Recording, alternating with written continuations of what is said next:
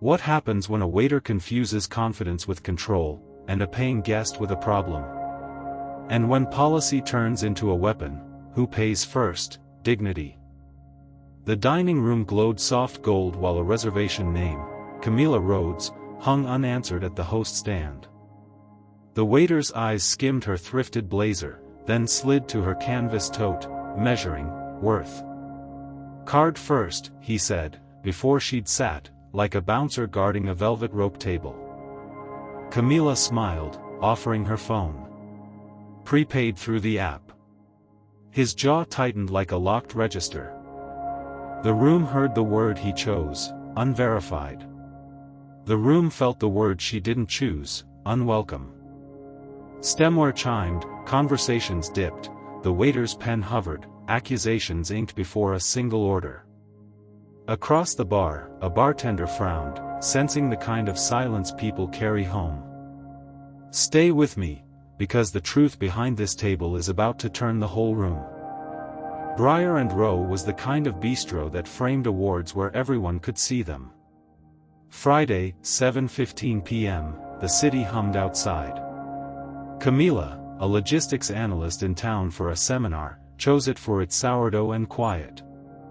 The host, distracted by a ringing phone, waved her toward a two-top.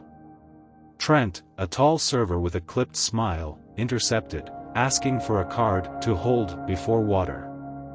Camila lifted the app again, Briar and Row's logo, her reservation, a preloaded gift balance her company sent. She showed the barcode, the confirmation. Trent barely looked. We've had issues, he said, tone heavy as policy. People claim they prepaid, then leave. A couple at the window watched, their brows tilting with curiosity. Camila's cheeks warmed, not from the heat lamps. I'm not a person, she said. I'm Camila Rhodes. He took the menus but not the hint. Card first, he repeated, louder, as though volume could sanctify suspicion. Or we can seat you at the bar until, the until landed like a trap. Camila, careful with words, kept her voice steady. Seat me where I reserved. At the pass, Marco the sous chef glanced over, reading posture more than language. Jolene, the manager, was in the office balancing schedules, unaware. They sat her near the kitchen swing door, a table nobody wanted, and left the place setting askew. Camila straightened her fork, lined the knife with the plate's rim, a small insistence on order. Trent returned with water and a disclaimer, any special instructions need approval. She thought of the app again, the balance, the company's note, enjoy. Just the mushroom tagliatelle, she said, and the sourdough. Trent marked cash risk on his pad. The sourdough never arrived. A different waiter breezed bread to 3 nearby tables while Camila watched her empty plate. The room's music floated, soft piano, then a shift in tempo as Trent went to Jolene with the printed app screenshot. Camila's phone buzzed, a calendar alert reminding her, be good to people. Send thank you. She looked up as the swing door banged, and a tray crashed outside. And then, the sound outside, shattered the calm. Felix the bartender hurried to the hallway. A delivery driver had clipped the service cart, sending bottles skidding. Jolene emerged, scanning the mess, then the room. Trent intercepted, waving the paper like a citation. Fraud risk, he said with a stage whisper, nodding toward Camila. Jolene's eyes tracked the line to the table, to Camila's steady, unflinching posture. Felix drifted back behind the bar, lips tight. The quiet wasn't accidental anymore. Jolene approached with the administrative smile people practice in mirrors. We've had recent scams, she began, so we verify app payments with a card. Camila nodded once. I hear your history. Here's mine.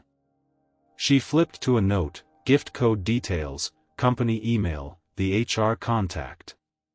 This isn't a tab, she said. It's a prepaid meal. Jolene exhaled, not convinced, not free to be convinced, eyes flicking toward Trent's expectant stance. At the window, the couple whispered.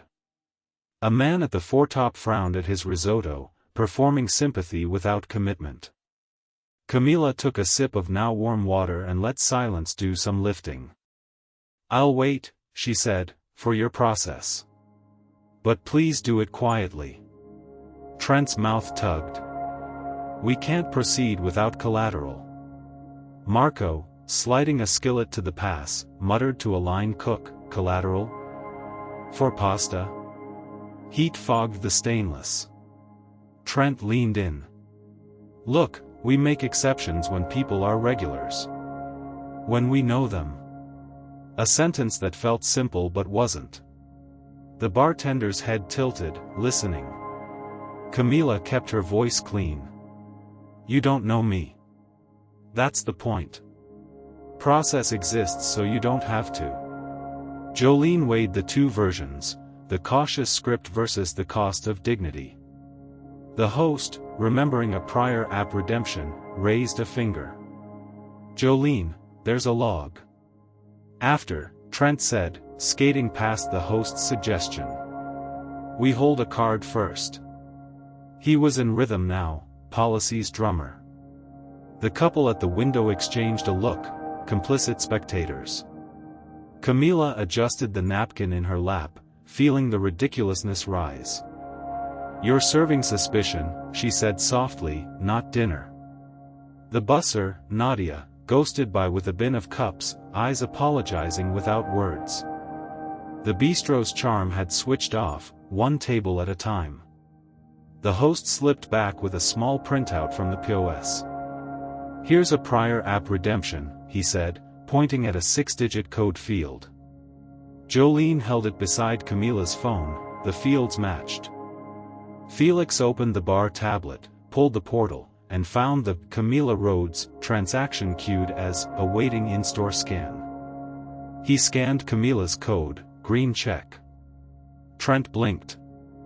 He demanded proof, and proof had arrived. The very rule he used against her was now aimed at him. Jolene's voice cooled. "So our verification works. We delayed service, and that's on us." She turned to Trent.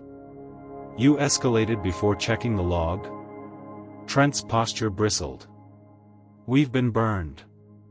Felix slid a breadboard onto Camila's table, finally, warm sourdough, salted butter.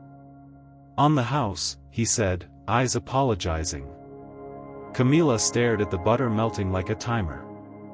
"I still want the pasta," she said, "and the dignity I came in with."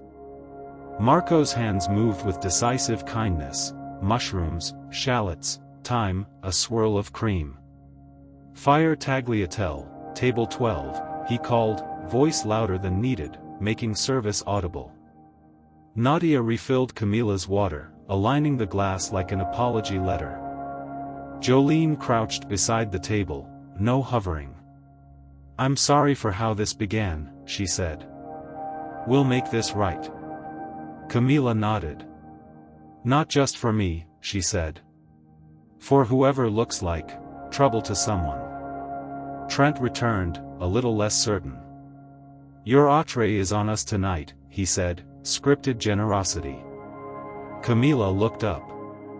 Covering a plate isn't the same as cleaning a thing. Trent replayed his words and winced.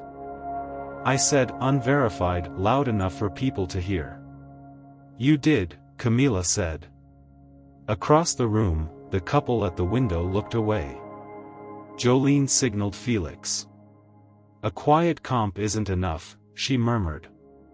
"We need visible repair." The tagliatelle arrived glossy and aromatic. Marco set it down himself, with a simple, enjoy, like a reset button. Jolene moved to the center of the floor and addressed the room, not dramatic, just direct. "Folks, we slowed service for one of our guests due to our process. We've corrected it. Thank you for your patience." The dining room exhaled. Trent stared at his shoes. Camila tasted the pasta, balanced, earthy, a hand extended. With the initial fire out, Jolene asked softly, "Would you be open to a note in our training? Your experience, your phrases." Camila chewed, considering. She wasn't interested in being a footnote to someone else's lesson. "I'll write it," she said, "if the fix is real." Felix drifted by with sparkling water. "Chef sending the olive oil cake," he whispered, like a confession. Camila smiled despite herself. Sugar rarely solves anything, but it helps. Out by the host stand, a courier dropped an envelope, compliance materials from corporate about new payment integrations. The host slid it, scanned the page, eyes widening. The instructions already covered tonight's friction: verify in POS before card hold, no exceptions. He waved Jolene over. She read, shoulders sinking, this memo was dated last week. Camila's code, the green check, had been the path all along. One truth never moved, hidden in plain sight. Jolene called a quick huddle near the bar: Trent, Felix, Nadia, the host, Marco leaning on the pass. "We had the policy. We ignored it because fear feels faster," she said. Trent swallowed. "I saw a tote and a thrifty blazer and wrote a story."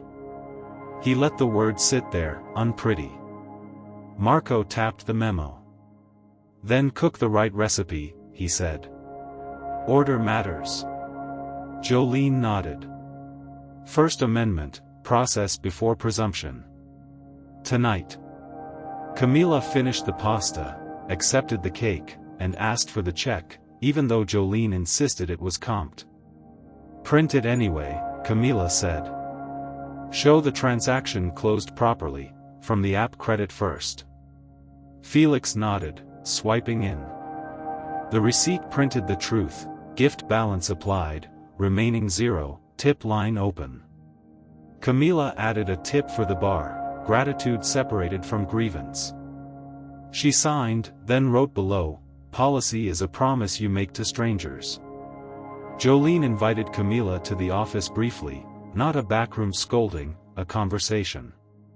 On the wall, framed clippings about hospitality awards.